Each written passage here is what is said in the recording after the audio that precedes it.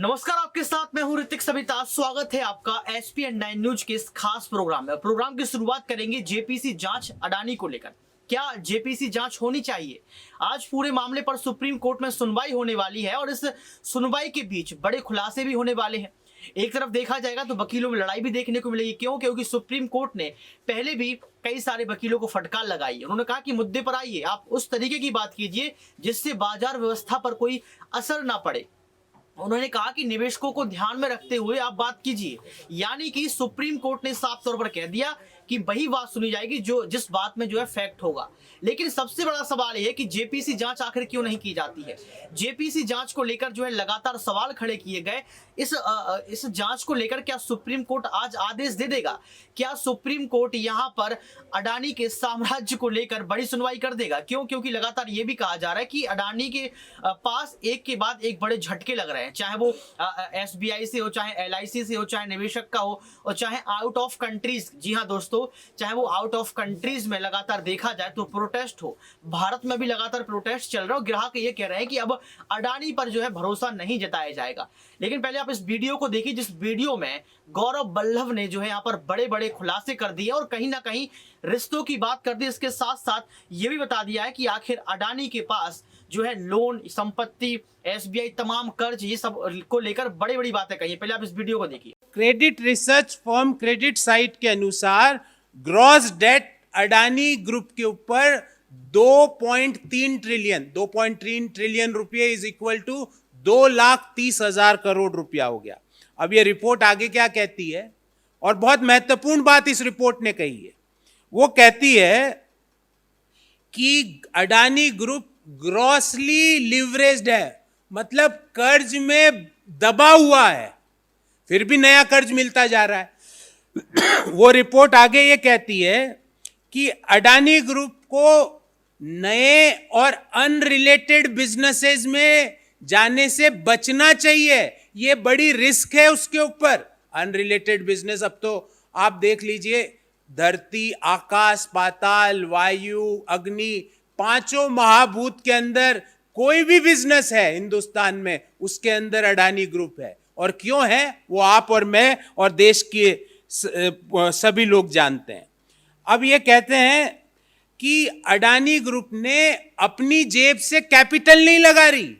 ये रिपोर्ट कह रही है, ये हमारा आंकड़ा नहीं है, ये हम नहीं कह रहे, कि अडानी ग्रुप कर्ज में दबा हुआ है। ये रिपोर्ट कह रही है कि अडानी ग्रुप अनरिलेटेड बिजनेस कर रहा है जिसका उसको कोई अनुभव नहीं है। ये रिपोर्ट कह रही है कि अडानी अपनी पर्सनल इक्विटी कैपिटल अपने ग्रुप्स में इंजेक्ट नहीं कर रहा है।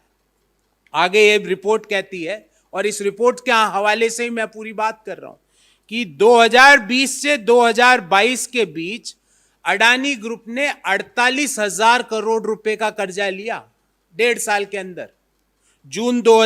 अप्रैल 2020 से जून 2022 के मध्य 2 साल के अंदर 48,000 करोड़ का कर्जा लिया, जिसमें से मात्र स्टेट बैंक ऑफ इंडिया से 18,770 करोड़ रुपए का कर्जा लिया।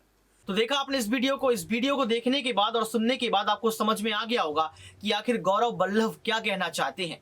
दर्शकों, ये तस्वीर आपको दिख रही होगी। इस तस्वीर में साफ तौर पर ये लगा है, एक फॉर्मेट बना है। ये जेपीसी जांच की तस्वीर रहती है, इस तरीके से जांच की जाती है।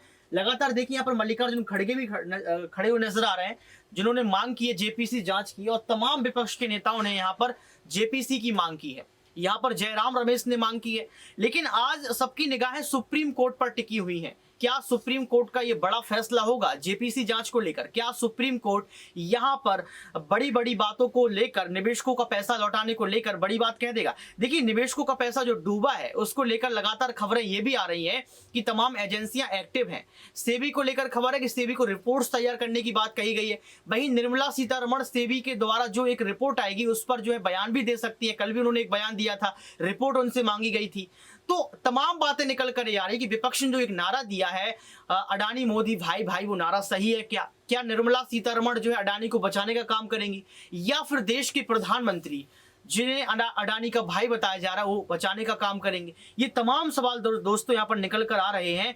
लेकिन इन सवालों के बीच अगर जवाब है तो सुप्रीम कोर्ट है। सुप्रीम कोर्ट में क्या कुछ होने वाला है, सुप्रीम कोर्ट क्या कुछ फैसला करेगा, इस पर सबकी निगाहें टिकी हुई हैं। लेकिन एक खबर सामने आई है, उस खबर को आपको बताएंगे किस तरीके से यहाँ पर जो है सुप्रीम कोर्ट में जो मामला पहुंचा है उसको लेकर क्या बातें निकल कर आती हैं। अडानी हिंडनबर्ग रिपोर्ट मामले में सुप्रीम कोर्ट में चौथी याचिका दाखिल की गई। भारतीय युवक कांग्रेस ने सुप्रीम कोर्ट में रिट याचिका दाखिल कर अडानी समूह की कंपनियों पर हिंडनबर्ग रिपोर्ट मामले में ED, SEBI, IT, DRI, SFIO, ROC से जांच कराने की मांग की है। यानी कि आप देखिए, इसमें तमाम एजेंसियों को भी शामिल करने की बात की गई है, लेकिन जेपीसी शब्द का प्रयोग नहीं किया गया है। लेकिन जेपीसी की जांच होनी चाहिए कि नहीं होनी चाहिए, आप मुझे बताएं। अडानी हिंडनबर्ग रिपोर्ट में भारतीय युवक कांग्रेस भी सुप्रीम कोर्ट पहुंची है। यानी कि यहां पर IYC पहुंच गया है, सुप्रीम कोर्ट कांग्रेस पहुंच चुकी है। सुप्रीम कोर्ट में इस मामले को लेकर चौथी याचिका दायर की गई है। भारतीय युवक कांग्रेस ने सुप्रीम कोर्ट में रिट याचिका दाखिल कर अडानी समूह की कंपनियों पर हिंडनबर्ग रिपोर्ट के मामले में तमाम एजेंसियों की जांच करवाने की मांग की है। लेकिन सवाल यही खड़ा होता है कि आखिर सुप्रीम कोर्ट क्या ये एजेंसियां लगाने की अनुमति देगा?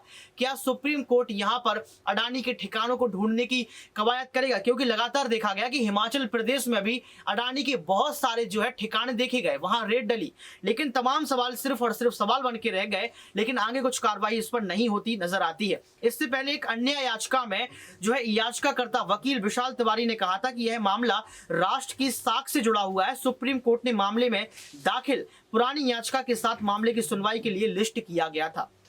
लेकिन आज सुनवाई होने वाली है।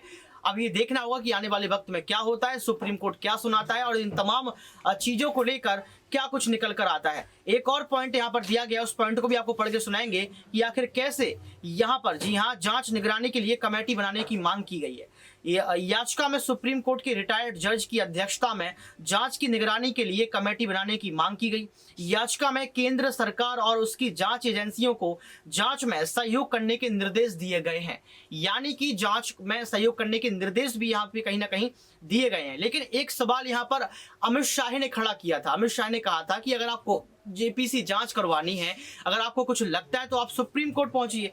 तो यही बात शायद कांग्रेस पार्टी ने अपने मन में रख ली और यहां पर लगातार देखा गया कि कांग्रेस, जी हां, आपको बता दें कि यहां पर भारतीय युवक कांग्रेस जो है चौथी याचिका को लेकर सुप्रीम कोर्ट पहुंच गया और सुप्रीम कोर्ट में याचिका दायर कर दी। लेकिन बड़ा सवाल यह है कि याचिका में कहा गया था कि देश की गरिमा और संप्रभुता के लिए जांच जरूरी है। इसके अलावा 500 करोड़ से अधिक उच्च शक्ति ऋण के लिए मंजूरी नीति के लिए एक विशेष समिति का गठन करने की मांग भी की गई थी। विशाल तिवारी ने अपनी याचिका में कहा था कि सुप्रीम कोर्ट को अडानी ग्रुप पर लगाए आरोपों की जांच के लिए शीर्ष अदालत के रिटायर्ड जज की निगरानी में जांच करवानी पड़ेगी। यानी कि वकीलों ने भी वही बात कही जो कांग्रेस पार्टी कह रही है।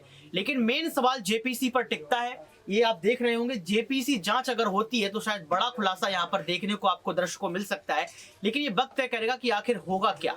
लेकिन गौरव वल्लभ की इस बात को सुनने के बाद, इस वीडियो में सच्चाई सुनने के बाद आपको क्या लगता है और सुप्रीम कोर्ट का अहम फैसला क्या हो सकता है, आप कमेंट बॉक्स में जरूर बताएं। आज के इस खास प्रोग्राम में बस इतना ही। देखते रहिए SPN9 न्यूज।